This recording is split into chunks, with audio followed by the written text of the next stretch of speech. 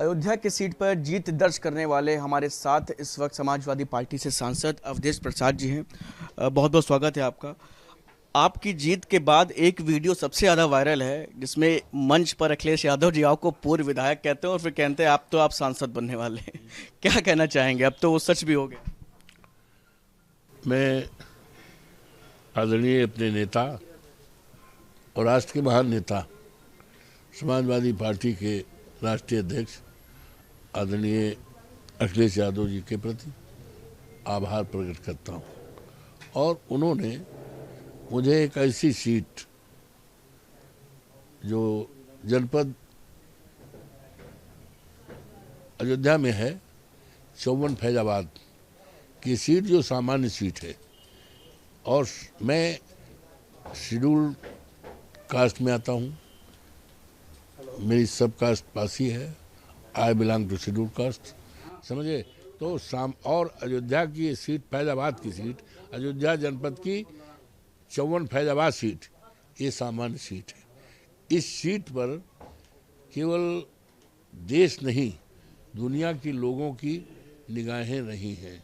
अब आज इस जीत पर दुनिया में चर्चाएं हो रही हैं, और तो उनकी एक तजवीज़ थी, उनका एक सिलेक्शन था, और उनको इस बात का कॉन्फिडेंस था कि इस सीट पर भारतीय जनता पार्टी को हम शिकस्त दे सकते हैं।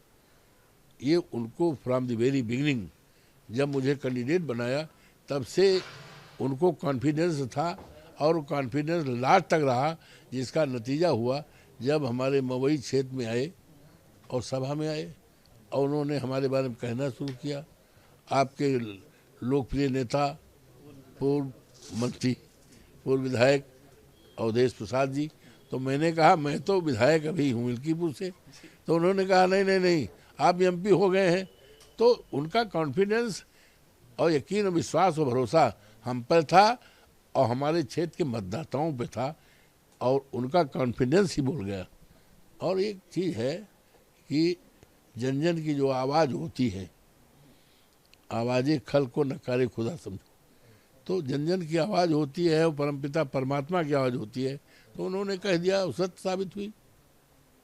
क्या लग रहा है आपको कि भारतीय जनता पार्टी ने पूरी तैयारी की थी कि अयोध्या राम मंदिर को एक प्रमुख मुद्दा भी बनाना चाहा था, लेकिन उसी अयोध्या में जहां पर राम मंदिर भी बना है, वहां से समाजवादी पार्टी पे जो वो लोग आरोप भी लगाते हैं कि कार सेवकों पे गोली चलाने वाली पार्टी है, लेकिन उसी अयोध्या में जहां पर राम मंदिर बना वहां पर समाजवादी पार्टी ने जीत हासिल की है। देखिए, भारतीय जनता पार्टी एक ढोंगी पार्टी है और इस देश में को गुमराह करने वाली पार्टी है, समझे। और उसका पर्दाफाश हो गया। अपने को कह रहे थे राम को लाने वाले लोग हैं। अरे भैया, राम को लाने वाले कोई नहीं है, राम तो जन जन में है। ये तो राम के नाम पर राजनीति करने वाले लोग हैं, ये तो राम के नाम पर व्यापार करने वाले लोग हैं, और राम के नाम पर इस देश में बेरोजगारी, महंगाई, भ्रष्टाचार और ये पैदा करने वाले लोग हैं। तो इनका ये मानना पूरी तरह से गलत साबित हुआ है। अब इनका पतन शुरू हो गया है। अयोध्या से पतन की शुरुआत हो गई है। वो दिन दूर नहीं है कि पूरे देश से भारतीय जनता पार्टी का सफाया हो जाएगा।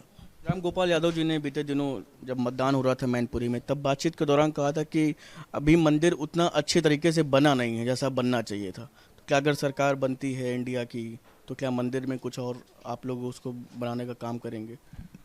देखिए, जहाँ तक मंदिर का निर्माण है, ये बात तो तमाम साधु संतों ने भी रखा था। साधु संतों ने भी रखा था उस समय कि मंदिर का निर्माण भी पूरा नहीं हुआ है। ये तो पूरे देश के सामने बात आई है। तमाम हमारे देश के संत महात्माओं ने इस बात पर व्याख्या किया, और ये यहाँ तक कहा कि महीना नहीं है उद्घाटन करने का, और भी कंप्लीट हो जाए तब किया जाए। तो ये बात तो सही है। और जहाँ तक मंदिर के निर्माण का सवाल है, तो हमारे नेता आदरणीय मुलायम सिंह जी हमेशा कहा करते थे, मंदिर का निर्माण हो, सोने का मंदिर बने, लेकिन आपसी समझौता या न्यायालय का आदेश।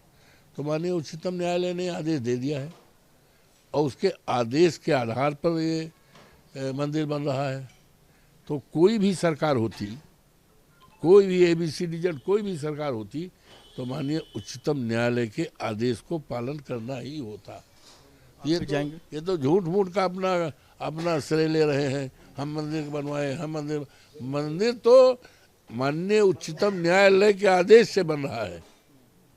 ये कौन होते बनवाने वाले? आप भी जाएंगे मंदिर? मैं तो जाता ही रहता हूँ। बहुत बहुत शुक्रिया। तो ये थे हमारे साथ अवधेश प्रसाद जी, जिन्होंने तमाम अहम सवालों पर अपनी राय हमसे साझा की। वीडियो जर्नलिस्ट समीर कनके के साथ शुभम पांडे, न्यूज़ नेशन, लखनऊ।